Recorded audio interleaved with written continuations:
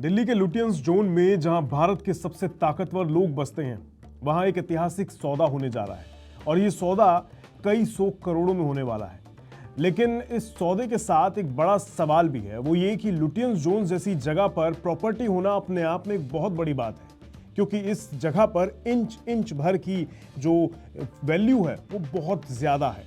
फिर कोई ऐसी प्रॉपर्टी को क्यों बेचना चाहता है? इसलिए आज हम दिल्ली के लुटियंस जोन से लेकर उस दमदार सौदे की बात करेंगे जिसकी कल्पना करना भी आम लोगों के लिए शायद मुश्किल है। तो चलिए सबसे पहले बात उस सौदे की ही कर लेते हैं जिसकी चर्चा दिल्ली में आग की तरह फैल रही है। आपने टिहरी गढ़वाल के बारे में तो सुना होगा।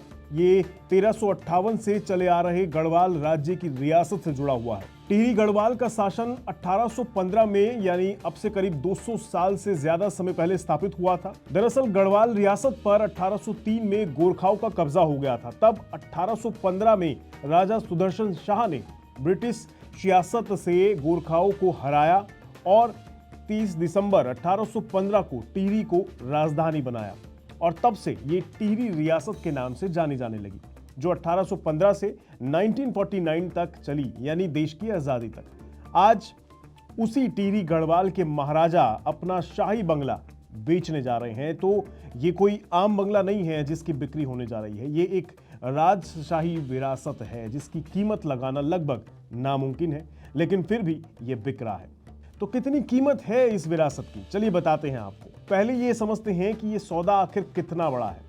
हम बात कर रहे हैं नई दिल्ली के 5 भगवान दास रोड पर मौजूद एक बंगले की। ये कोई मामूली बंगला नहीं है, ये 3.2 एकड़ में फैला एक विशाल असेट है, यानी लगभग 1,40,000 स्क्वायर फीट का एरिया। लुटियंस दिल्ली जैसे इलाके में जहां जमीन का एक छोटा सा टुकड़ा भी करोड़ों का होता है, इतनी बड़ी प्रॉपर्टी मिलना लगभग नामुमकिन है और इसकी कीमत पूरे 1,000 करोड़ रुपए बताई जा रही है। अगर यह सौदा पूरा हो जाता है तो ये दिल्ली के इतिहास के सबसे महंगे रिहायशी सौदों में से एक गिना जाएगा। इस बंगले के मालिक हैं टिहरी गढ़वाल के महाराजा मुजेंद्र शाह। ये तो बात हुई बंगले की, लेकिन ये बंगला जहां मौजूद है वो भी अपने आप में खास है। ये बंगला लुटियंस जोन में है, जिसे 1912 और 1930 के बीच, यानी 1912 से 1930 के बीच ब्रिटिश आर्किटेक्ट एडविन लुटियंस ने डिजाइन किया था। इसे आज भारत का सबसे खास और शक्तिशाली पता माना जाता है। ये लगभग 28 वर्ग किलोमीटर का इलाका है जहां करीब 3000 बंगले हैं, लेकिन उनमें से बहुत कम ही निजी हाथों में हैं। यहां भारत के मंत्री, सुप्रीम कोर्ट के जज, टॉप के उद्योगपति और राजदूत रहते हैं। लुटियंस जोन में प्रॉपर्टी खरीदना सिर्फ एक घर खरीदना नहीं है, ये पावर और प्रेस्टीज के एक एक्सक्लूसिव क्लब में एंट्री पाने जैसा है। यहाँ के नियम बहुत सख्त हैं, जैसे आप ये तय सीमा से ऊंची इमारत यहाँ नहीं बना सकते और ज्यादा कंस्ट्रक्शन भी यहाँ करने की इजाजत नहीं है। इसका मकसद यही है कि इस इलाके की हरियाली और शांति का माहौल बनाए रखा जाए। इन्हीं वजहों से यहाँ सप्लाई बेहद कम है और डिमांड आसमान छूती है। यही कारण है कि 5 भगवान दास रोड जैसी प्रॉपर्टी एक ट्रॉफी एसेट मानी जाती है, एक ऐसी नायाब संपत्ति जिसे पैसे से भी खरीदना आसान नहीं होता। अब जरा इस बंगले की शान की कल्पना कीजिए आप। 3.2 एकड़ का मतलब है फुटबॉल के लगभग 2.5 मैदानों के बराबर की जगह। दिल्ली के दिल में जहां इंच इंच जमीन सोने के भाव में बिकती है, इतनी बड़ी खुली जगह अपने आप में एक लग्जरी है। ये एक लीज होल्ड प्रॉपर्टी है जो लुटियंस जोन की ज्यादातर संपत्तियों की तरह ही है। ये बंगला उस दौर का गवाह है जब टिहरी के राजाओं का असर दिल्ली के दरबार तक महसूस किया जाता था। ये उनका शहरी ठिकाना था जहां से वो ब्रिटिश सरकार और बाद में भारत सरकार के साथ अपने रिश्ते को मजबूत करते थे। तो अब आपके मन में ये सवाल भी जरूर आ रहा होगा कि आखिर इतने कीमती बंगले को खरीद कौन रहा है? आखिर कौन है वो शख्स जो इस ऐतिहासिक विरासत को 1,000 करोड़ रुपए में खरीदने जा रहा है? रिपोर्ट्स के मुताबिक खरीदार दिल्ली का ही एक बड़ा कारोबारी है जिसका फूड एंड बेवरेजेस सेक्टर में बहुत बड़ा नाम है। दिलचस्प बात यह है कि इस खरीदार की पहचान को पूरी तरह से गोपनीय रखा गया है। यही रहस्यमय खरीदार लुटियंस जोन में एक और बड़ी डील को लेकर भी चर्चाओं में है।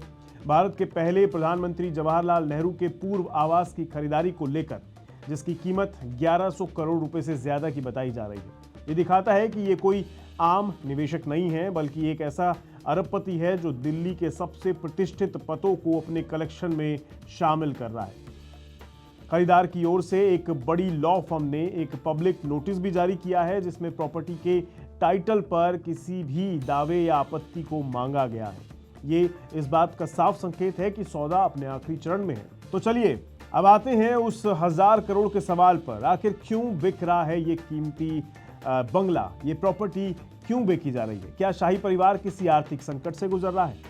जी नहीं, इसका जवाब शायद उतना नाटकीय नहीं है जितना आपको लग रहा हो। दरअसल आज के दौर में शाही उपाधियां और गौरव तो है, लेकिन रियासतों के समय जैसी आमदनियां अब खत्म हो चुकी हैं।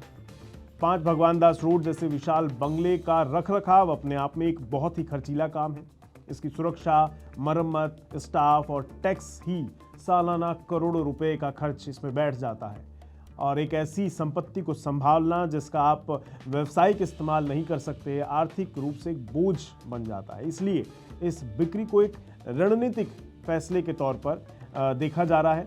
ये शाही परिवार के पतन का नहीं है, बल्कि बदलते समय के साथ उनके ढलने का संकेत है। 1000 करोड़ रुपए की ये बड़ी रकम परिवार को अपना वित्तीय भविष्य सुरक्षित करके नए कारोबार में निवेश करने और अपनी बाकी की विरासत को बेहतर ढंग से सहेजने का मौका देती है। ये एक एसेट को लिक्विड कैपिटल में बदलने की एक स्मार्ट रणनीति है, जिसका इस्तेमाल परिवार की अगली पीढ़ी के भविष्य को संवारने के लिए किया जा सकता है।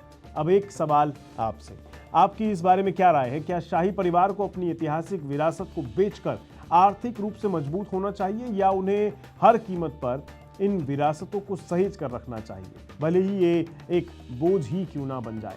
अपनी राय आप नीचे कमेंट बॉक्स में जरूर बताइएगा। आज की इस वीडियो में इतना ही रखते हैं, मिलेंगे किसी नए मुद्दे के साथ। दीजिए इजाजत, नमस्कार।